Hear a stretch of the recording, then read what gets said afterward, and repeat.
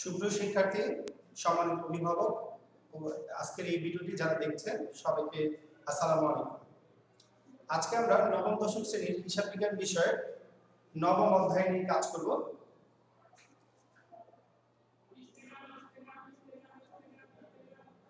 সবাইকে অনলাইন ক্লাসে স্বাগতম। পরিচিতিটা দিয়ে দিচ্ছি। আমি মোহাম্মদ আলম হোসেন সোহাগ, সহকারী শিক্ষক মোহাম্মদপুর সুমিনেসা উচ্চ বিদ্যালয়। আজকে আমরা নবম দশম শ্রেণীর হিসাব বিজ্ঞান বিষয় নবম অধ্যায় নিয়ে কাজ করব। আমরা যে চ্যাপ্টারটা নিয়ে কাজ করব সেই চ্যাপ্টারটা একটা নমুনা ছক আমরা শুরুতেই দেখতে পাচ্ছি। এই নমুনা ছকে এখানে বসানো হচ্ছে 5টি ক্রমিক নাম, হিসাবের শিরোনাম, খতিয়ান পৃষ্ঠা, ডেবিট টাকা, ক্রেডিট টাকা। আমরা একটা নমুনা ছক দেখতে পাচ্ছি। তোমরা আশা করি সবাই অলরেডি বুঝে ফেলছো এটা আমরা কিসের ছক করতে যাচ্ছি।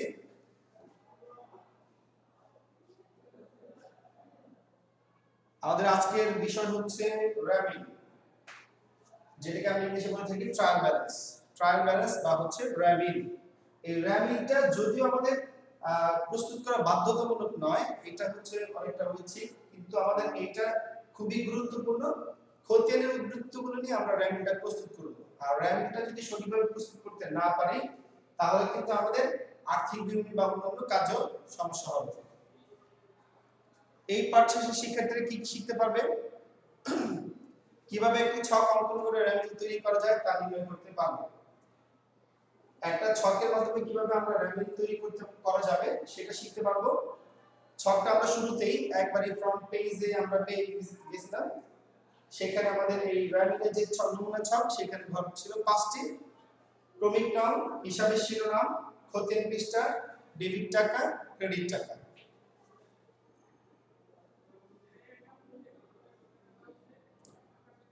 এক নজরে র্যামিং প্রস্তুতির নিয়মাবলীতে চলে যাচ্ছি আমরা। এখানে এই র্যামিং প্রস্তুতির নিয়মাবলীগুলো ধাপে ধাপে পর্যায়ক্রমে একটা পর একটা আসতে থাকবে। ডেবিট পাস, সাথে হচ্ছে ক্রেডিট পাস। আমাদের র্যামিং এর দুটো পাশই, একটা হচ্ছে ডেবিট পাস, একটা হচ্ছে ক্রেডিট পাস। কোন কোন আইটেমগুলো, কোন কোন খতিয়ান উদ্বৃত্তগুলো ডেবিট পাসে বসবে এবং কোনগুলো ক্রেডিট পাসে বসবে সেটা সঠিকভাবে আমরা যদি বসাতে পারি তাহলে আমাদের র্যামিংটা হয়ে যাবে। আমাদের ডেবিট পাস এবং ক্রেডিট পাস, এর আগে ক্লাসে আমি র্যামিং নিয়ে কাজ করেছি, সেখানে অন্য একটা স্লাইড ছিল। আজকে আমাদের ডিফারেন্ট একটা স্লাইড নিয়ে এসেছি। আমরা র্যামিংটা সবাই ভালোভাবে বুঝি, এটা খুব সহজ একটা অঙ্ক। শিক্ষার্থীরা এখান থেকে আশা করি খুব সহজেই 10 মার্কস তুলে ফেলতে পারবে। একটু সংক্ষেপে বলে ফেলি, ডেবিট পাস, ক্রেডিট পাস যদি স্লাইডে আসবে তারপর বলছি। সম্পদ আর হচ্ছে ব্যয়, সম্পদ আর ব্যয় রিলেটেড যে টার্মগুলো থাকবে সেগুলো সাধারণত আমরা ডেবিট পাশে লিখি। আয়, দায়, মালিকানা সত্ত্ব, এই ধরনের টার্মগুলো আমরা লিখে থাকি হচ্ছে ক্রেডিট পাশে। সংক্ষেপে হচ্ছে সম্পদ, ব্যয়, আয়, দায়, মালিকানা সত্ত্ব, এই রিলেটেড টার্মগুলো আমরা লিখব হচ্ছে ক্রেডিট পাশে।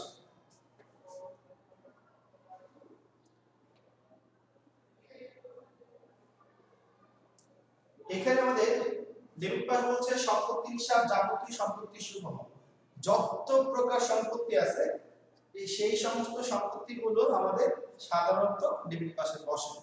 সম্পত্তিগুলো ক্রেডিট পাশেও বসতে পারে, তবে সাধারণত আমরা ধরে নিচ্ছি আসবাবপত্র, দালান কোঠা, হাতে নগদ, যন্ত্রপাতি, সেটা চলতি সম্পদ হোক, স্থায়ী সম্পদ হোক। আমরা আবার সম্পদের ক্লাসিফিকেশনে শিখতে পারবো যে কোনগুলো স্থায়ী সম্পদ, কোনগুলো চলতি সম্পদ। কারণ আমাদের র্যামিং পারলেই হবে না, সৃজনশীল ক, খ, গ তিনটা যে কোশ্চেন থাকে সেখানে অনেক সময় জানতে চাওয়া হয় যে স্থায়ী সম্পদের পরিমাণ নির্ণয় করো বা চলতি সম্পদের মোট পরিমাণ কত। তাহলে সেখানে আমরা শিখতে পারবো যে স্থায়ী সম্পদ বা চলতি সম্পদগুলো আলাদা আলাদা করে। কিন্তু যাই হোক, স্থায়ী সম্পদ হোক আর চলতি সম্পদ হোক, সকল প্রকার সম্পত্তিগুলোকে কি বলছে? ডেবিট। দুইটা সম্পত্তি আমি এখানে একটু লিখি। আসবাবপত্র, দালান কোঠা, হাতে নগদ। এর মধ্যে আসবাবপত্র যখন দালান কোঠা হচ্ছে স্থায়ী সম্পদ, হাতে নগদ হচ্ছে চলতি সম্পদ। ব্যাংক জমা চলতি সম্পদ, সম্পদ হোক, চলতি হোক স্থায়ী হোক। তারপর হচ্ছে সুনাম, এই ধরনের আরো অনেক সম্পদ রয়েছে, সুনাম, প্যাটার্ন, ট্রেডমার্ক, যন্ত্রপাতি, সমাপন, মজুত পণ্য, অব্যবহৃত মূল্যহারি, এই যে ধরনের যে টার্মগুলো রয়েছে যেটা সম্পত্তি প্রকাশ করতেছে, সকল প্রকার সম্পত্তিগুলো আমরা সাধারণত কি করি, ডেবিট করে থাকি। আমাদের ক্রেডিট পাস বলছে দায় হিসাব, যাবতীয় দায় সমূহ। এই যাবতীয় যে সমস্ত দায়গুলো রয়েছে সেই সমস্ত দায়গুলো আমরা সাধারণত করে থাকি হচ্ছে ক্রেডিট পাশে। যেমন এখানে মূলধনটা দায়, কিন্তু আমরা এটাকে মালিকানা সত্ত্বের মধ্যে যেহেতু অন্তর্ভুক্ত করি সেই ক্ষেত্রে মূলধনটা লিখলাম না। মূলধন ক্রেডিট আমরা পাওনা লিখি, এগুলোর আবার বিকল্প নামগুলো শিখতে হবে।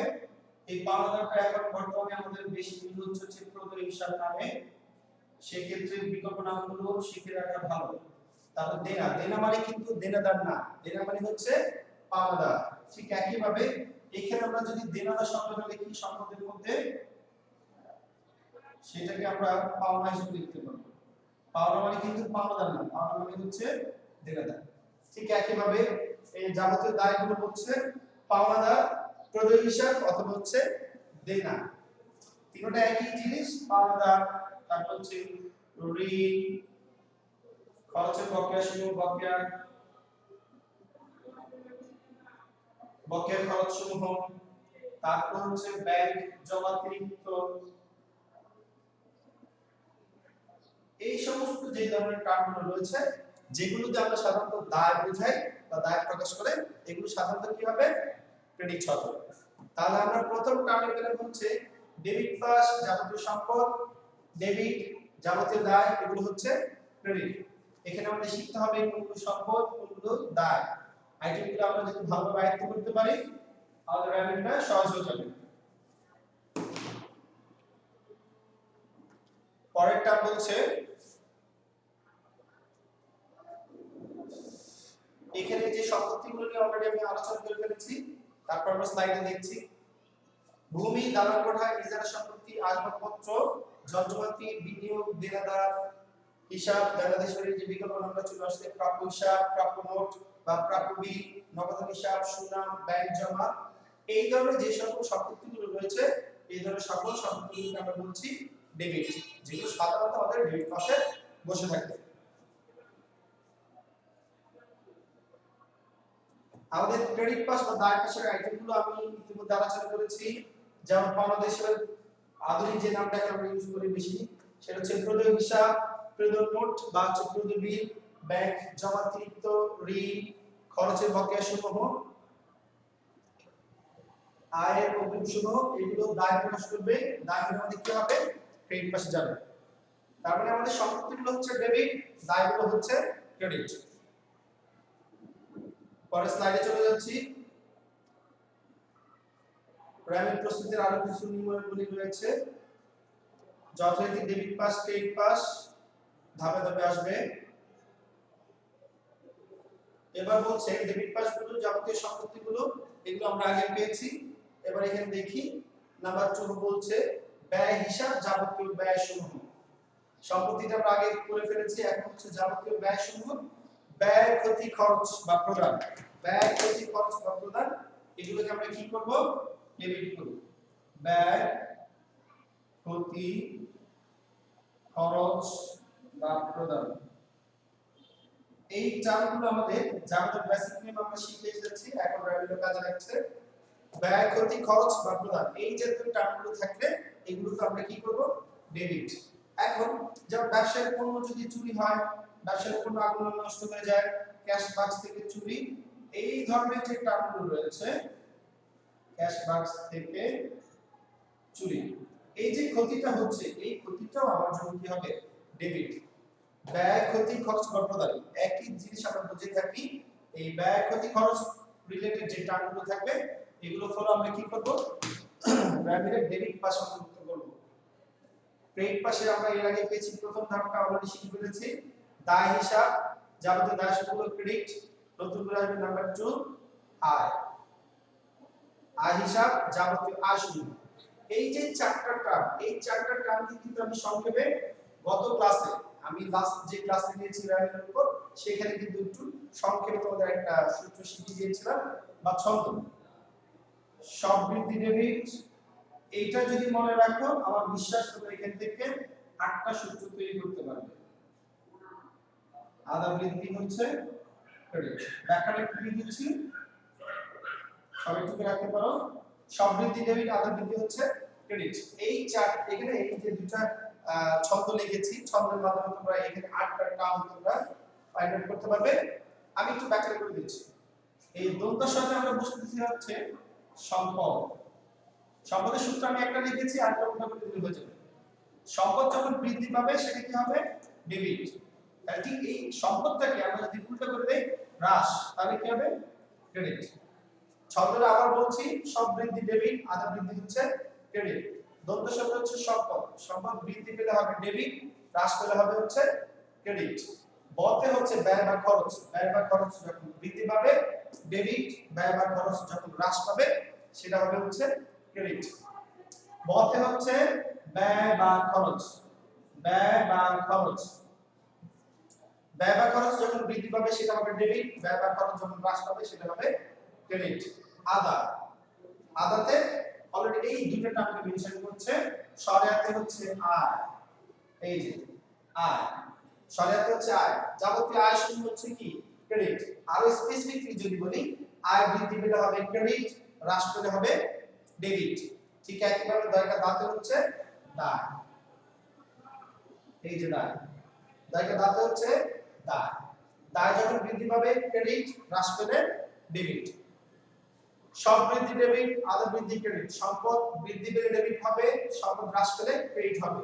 ব্যয় বা খরচ, ব্যয় বা খরচ যখন বৃদ্ধি পাবে সেটা ডেবিট হবে, ব্যয় বা খরচ যখন হ্রাস পাবে সেটা ক্রেডিট হয়ে যাবে। এই যে ছন্দটা যদি মাথায় থাকে আশা করা যায় সম্পদ, দায়, আয়, ব্যয় এই 8টা সূত্র তোমরা সহজে আয়ত্ত করতে পারবে। সব বৃদ্ধি ডেবিট, আদা বৃদ্ধি হচ্ছে ক্রেডিট। আর আমাদের স্লাইডে যেটা আমরা দেখাতে চাচ্ছি সেটা হচ্ছে সম্পদ এবং ব্যয় হচ্ছে ডেবিট, দায় আর আয় হচ্ছে ক্রেডিট। এবার আমরা কিছু ব্যয় দেখছি। ক্রয়, প্রারম্ভিক মজুত পণ্য বা প্রারম্ভিক মজুত, মজুরি, বেতন, বিজ্ঞাপন, ভাড়া, কমিশন, মেরামত, অফিস খরচ, অবচয়, কুলিং, ভাড়া ইত্যাদি। এই ধরনের টার্মগুলোর একটা ছোট্ট ঝামেলা থাকে মাঝে মাঝে শিক্ষার্থীরা অনেক সময়, যেমন সাপোজ এখানে বেতনটা বলতেছি খরচ। যদি আমি বেতন পেয়ে থাকি, যদি আমি বেতন পেয়ে থাকি তাহলে এই বেতনটা আমার জন্য কি? আমি যদি বেতন পেয়ে থাকি এই বেতনটা হচ্ছে আমার জন্য আয়। আমি বাড়িওয়ালা, আমি যদি ভাড়া পেয়ে থাকি আমার ভাড়াটির কাছ থেকে সেই ক্ষেত্রে এই ভাড়াটা হচ্ছে আমার জন্য আয়। আমি যদি কমিশন পেয়ে থাকি, তারপর হচ্ছে মজুরি পেয়ে থাকি, এই ধরনের আইটেমগুলো আমার জন্য কিন্তু আয় হয়ে যাবে। কিন্তু ইম্পর্টেন্ট বিষয় হচ্ছে স্পষ্ট করে অথবা স্পেসিফিকলি যদি না বলে বেতন পেয়েছি বা ভাড়া পেয়েছি বা মজুরি পেয়েছি, এই ধরনের আইটেমগুলো যদি স্পষ্ট করে না বলে তাহলে এই টার্মগুলো সবসময় কি ধরতে হবে? খরচ। আমি একটু ক্লিয়ার করে বলছি, এখানে লেখা আছে শুধু বেতন। এখন এই বেতনটা কিন্তু দুই ভাবে ইউজ হতে পারে। একটা হচ্ছে আমি আমার প্রতিষ্ঠানে কর্মকর্তা কর্মচারীদের বেতন দিয়েছি, সেটা আমার জন্য, আমার ব্যবসায়ের জন্য খরচ, এই বেতনটা হচ্ছে খরচ।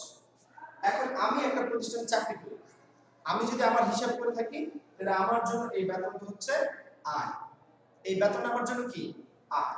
যেহেতু স্পষ্ট করে বলা নাই এই বেতনটা আমি পেয়েছি না দিয়েছি, আমরা সাধারণত ধরে নিব আমাদের ব্যবসায়িক প্রতিষ্ঠানের জন্য এই বেতনটা আমি আমাদের কর্মচারীদেরকে বেতন দিব, সেটা আমার জন্য কি হবে? খরচ। তার মানে মূল বিষয়টা হচ্ছে এই বেতন অথবা ভাড়া অথবা মজুরি অথবা এখানে আমরা ভাড়াটা বলতে পারি, তারপর অন্য যে ধরনের খরচগুলো আছে স্পষ্ট করে যদি না বলে তাহলে আমরা ধরে নিব হচ্ছে খরচ। আমি কাউকে দিয়েছি, আমার কর্মচারীদেরকে দিয়েছি, সেই ক্ষেত্রে খরচ। আর খরচ হলে কি হবে? ডেবিট। তাহলে বেতন, ভাড়া, মজুরি, সুদ, বাট্টা, কমিশন, দস্তুরি, ক্রয়, প্রারম্ভিক মজুত পণ্য কয়েকটা করে স্পষ্ট বোঝা যায় যে ক্রয় ফলে আমার ব্যয় হচ্ছে। এই ধরনের টার্মগুলো আমরা কি করব? ব্যয় বা খরচ হিসেবে কাউন্ট করে ডেবিট করে থাকব। তারপরে টার্ম যাবতীয় আয় সমূহ আমরা অলরেডি শিখে ফেলেছি, আয় আর দায়। আদা হচ্ছে ক্রেডিট, এখানে আমরা আয়গুলো দেখব, বিক্রয়, বিনিয়োগ সুদ, এই ধরনের রিলেটেড কিছু টার্ম আমাদের থাকবে আশা করি। বিক্রয়, প্রাপ্ত সুদ, প্রাপ্ত বাট্টা, উপভাড়া, বিনিয়োগ সুদ, ব্যাংক জমা সুদ, এগুলো হচ্ছে আয়। এগুলো আয় হিসেবে সব স্পষ্ট করে এগুলো প্রত্যেকটা আয় বোঝাচ্ছে। এই যে ভাড়া বা উপভাড়া শব্দটা আমাদের শিক্ষার্থীরা উপভাড়া শব্দটা দেখে একটু ঘাবড়ে যায়, আমি একটু ভেঙে দিচ্ছি। এই উপভাড়া শব্দটা হচ্ছে আয়।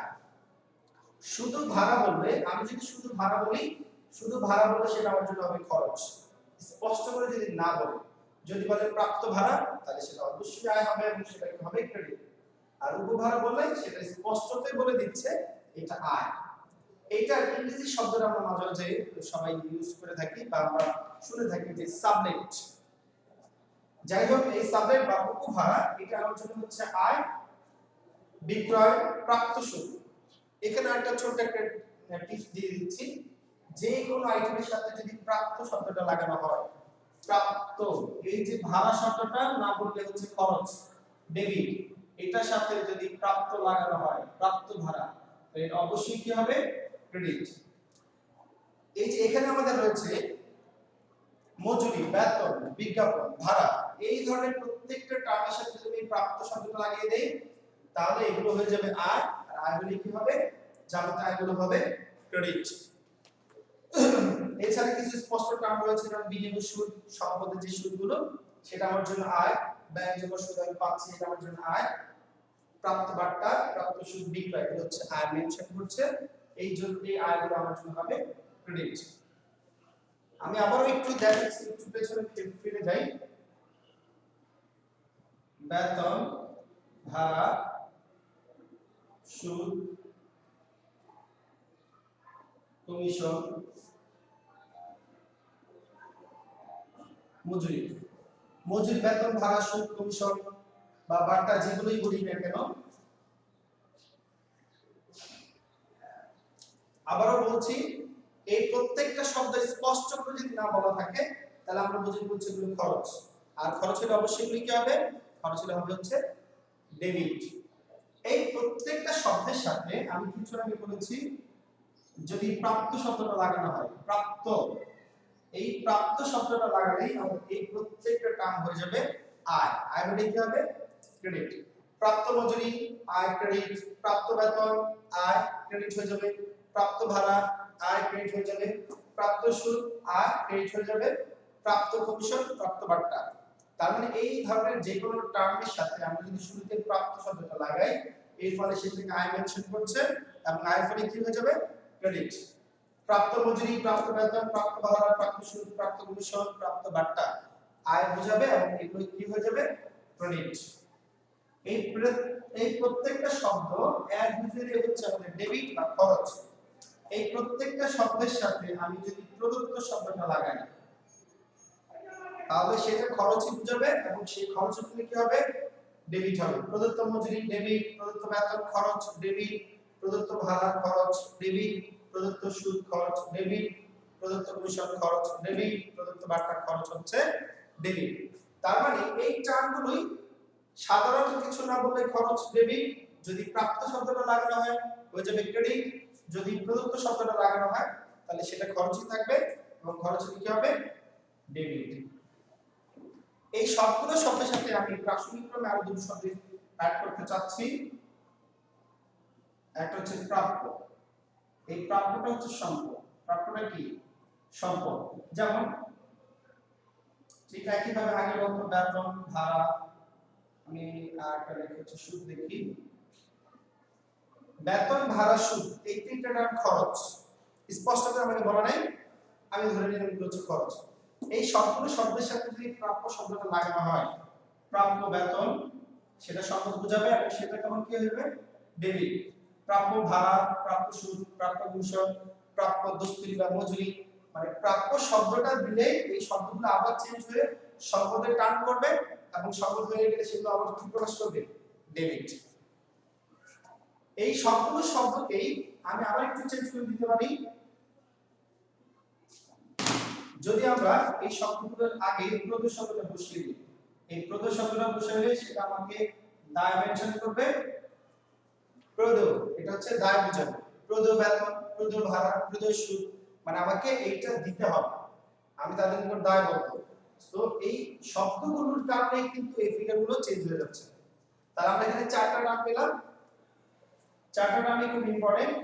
প্রাপ্য, প্রাপ্ত, প্রদেয়, প্রদত্ত।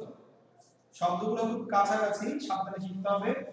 প্রাপ্য শব্দটা হচ্ছে আমার সম্পদ, প্রাপ্ত হচ্ছে আয়। ঠিক একই ভাবে প্রদত্ত হচ্ছে আমার ব্যয় বা খরচ, আর প্রদেয় হচ্ছে দায়। সো এই টার্মগুলো কিন্তু সাবধানে শিখতে হবে। এই প্রত্যেকটা শব্দের সাথে বেতন, ভাড়া, মজুরি, সুদ, বার্তা, কমিশন, এই শব্দগুলোর সাথে যদি আমি প্রাপ্য, প্রাপ্ত, প্রদত্ত, প্রদেয় শব্দগুলো লাগাই, তাহলে আমার এগুলো কি হয়ে যাবে? শব্দগুলো ডেবিট হতে পারে, ক্রেডিট হতে পারে, চেঞ্জ হয়ে যাবে। আমরা পরের স্লাইডটা চলে যাচ্ছি।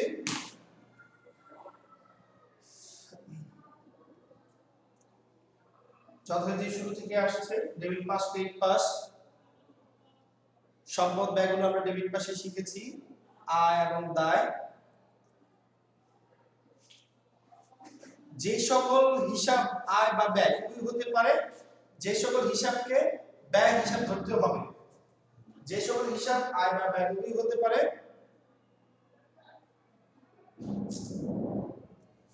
সে সকল হিসাবকে ব্যয় হিসাব ধরতে হবে। এই চারটা আমরা অলরেডি বলে ফেলেছি। যে সকল হিসাব আয় বা ব্যয় হতে পারে, স্পষ্ট করে যদি আমরা না বলে থাকি বা হচ্ছে না বোঝা যায়, যেমন বেতন, আমি আবার রিপিট করছি, এই বেতন বা ভাড়া, এই বেতন বা ভাড়া শব্দটা স্পষ্ট করে আয় বা ব্যয় হতে পারে। বেতন আমি পেয়ে থাকলে আমার জন্য আয়, দিলে আমার জন্য ব্যয়। ভাড়া আমি পেয়ে থাকলে আমার জন্য আয়, দিয়ে থাকলে হচ্ছে ব্যয়। এই বেতন বা ভাড়া বলছে কি আয় বা ব্যয় হতে পারে, তবে সেই সকল হিসাবকে আমরা স্পষ্ট করে না বললে কি বলবো? ব্যয় হিসাবে আমাদের কাউন্ট করতে হবে। এটা অলরেডি আমি বলে ফেলেছি, তারপর আবার রিপিট করলাম। পরের স্লাইডে যাচ্ছি।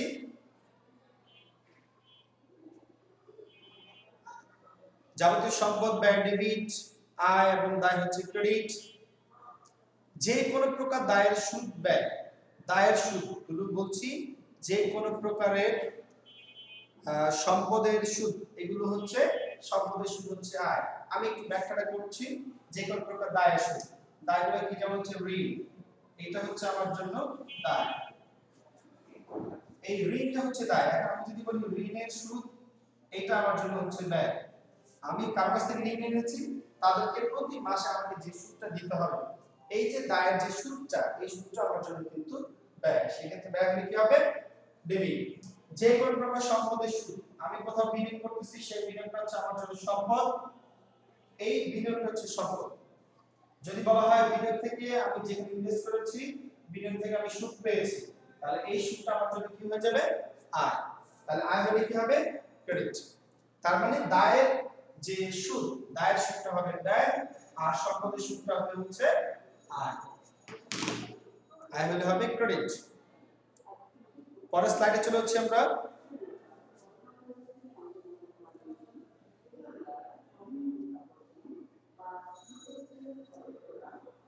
সম্পদ ব্যয় ডেবিট, আয় দায় ক্রেডিট। এখানে আমরা ছোট একটা সূত্র দেখতে পাচ্ছি, অগ্রিম ব্যয় বা খরচ, সম্পত্তি হিসাব, অগ্রিম আয়, যেটাকে আমরা অনুপার্জিত আয় বলে ধরতে পারি, এগুলো হচ্ছে দায় হিসাব। ব্যাখ্যা দিচ্ছি, যেমন এই বেতন শব্দটা, এই একই শব্দ কতভাবে ইউজ হতে পারে। এই বেতন শব্দটা খরচ, এই খরচটাকে আমি যদি বলে ফেলি প্রাপ্ত, এটা হয়ে যাবে আয়, আয় হয়ে গেলে কি হয়ে যাবে? ক্রেডিট।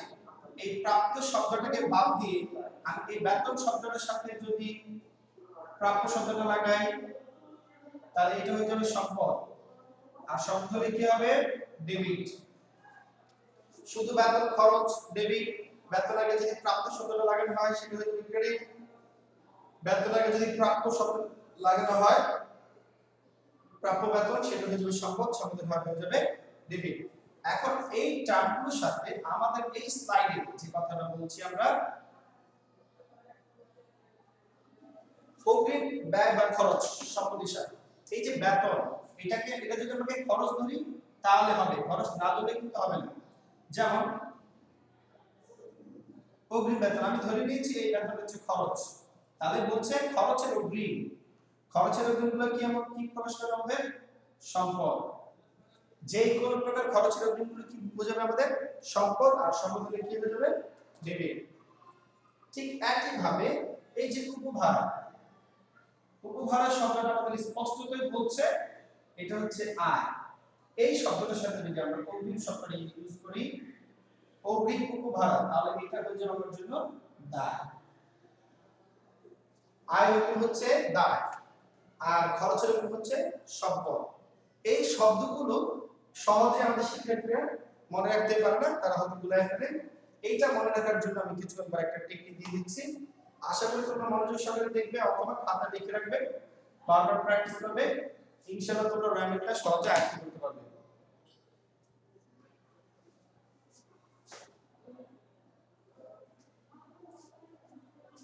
অগ্রিম প্রদত্ত বেতন শব্দটা দিতে পারি, না দিলেও চলবে। বেতন, ভাড়া, মজুরি, এই প্রত্যেকটা শব্দকে আমরা বোঝাচ্ছি খরচ। এই খরচগুলোর সাথে যদি আমরা অগ্রিম শব্দটা ইউজ করি, এই খরচগুলোর সাথে যদি অগ্রিম শব্দটা ইউজ করা হয়, তাহলে এটা আমাদের জন্য কি বোঝাবে? সম্পত্তি। সেই ক্ষেত্রে সম্পদ বা সম্পত্তি হলে আমাদের কি হবে? সেটা ডেবিট। ঠিক একই ভাবে আমাদের বলছে অগ্রিম ভাড়া প্রাপ্তি বা যে উপভাড়া, যেটা স্পষ্ট করে এই ভাড়াটাকে, খরচটাকে প্রাপ্তি দিয়ে বোঝাচ্ছে, এটা হচ্ছে আয়। ভাড়া প্রাপ্তি, তারপর হচ্ছে পরামর্শ ফি প্রাপ্তি, তারপর হচ্ছে অগ্রিম অর্থ গ্রহণ, মানে আয় যদি বোঝায় সেই আয়ের অগ্রিমগুলোকে আমরা দায় হিসেবে কাউন্ট করব। দায় হিসেবে হবে হচ্ছে ক্রেডিট।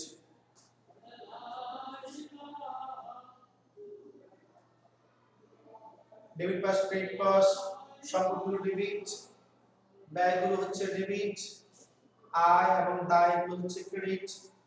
এখানে অগ্রিম ব্যয় বা খরচ সম্পদ হিসেবে কাউন্ট করেছি, অগ্রিম আয় উপার্জিত আয় দায় হিসেবে কাউন্ট করেছি, আয় বকেয়া বা প্রাপ্য আয় সম্পত্তি হিসাব, এখানে হচ্ছে আয়ের বকেয়া।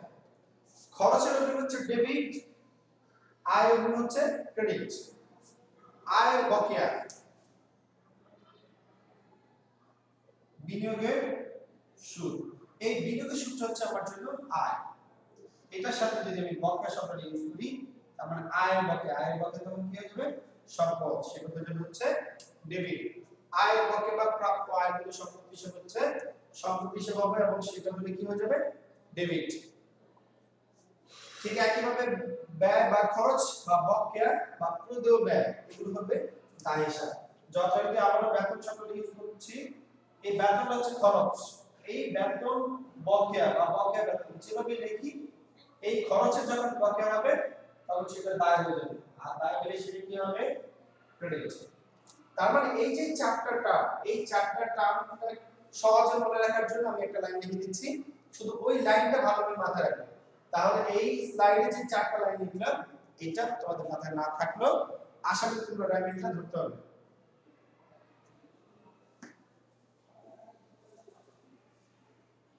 এর আগে ক্লাসে দিয়েছি, আবার দিচ্ছি, একটা লাইন লিখবো, বাকি লাইনগুলো তোমরা নিজেরাই এই চারটা লাইনকে সংক্ষেপে একটা লাইন লিখবে।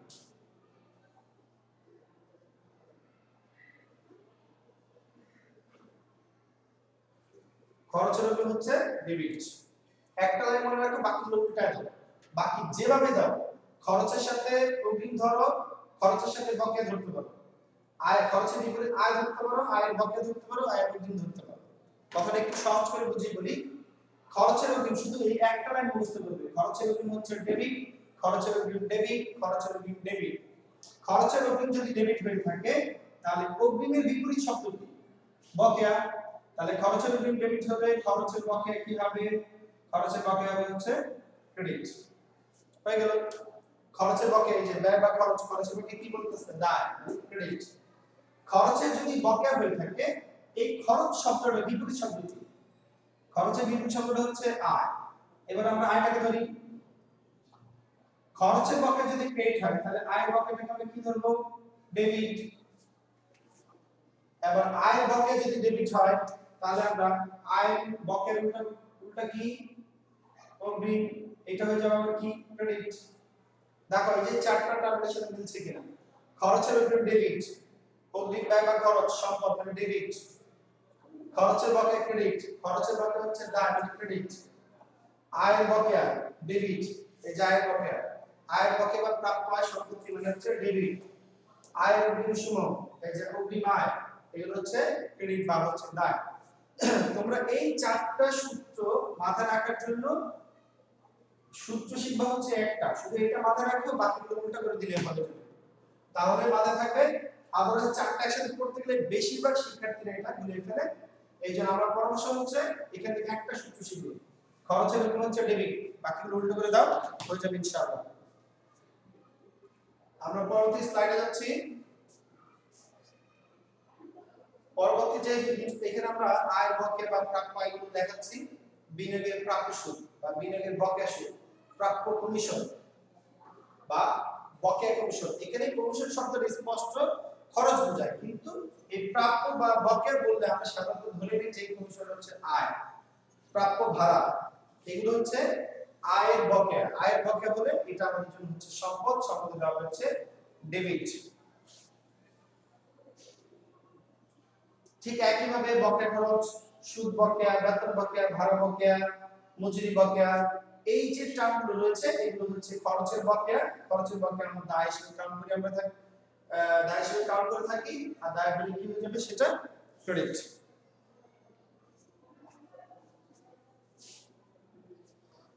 ডেবিট পাস, ক্রেডিট পাস, সম্পদ ব্যয় ডেবিট, আয় দায় হচ্ছে ক্রেডিট। এবার আমরা এখানে উত্তোলন হিসাব, আমাদের ভান্ডার সঞ্চিতি, প্রদত্ত ভান্ডার সঞ্চিতি, কিছু স্পেসিফিক কিছু টার্ম দেখতে পাচ্ছি। উত্তোলন, পাওনাদার ভান্ডার সঞ্চিতি, সঞ্চিতি নিয়ে একটা কথা বলি, সকল প্রকার সঞ্চিতি হচ্ছে ক্রেডিট। সকল প্রকার সঞ্চিতি কি?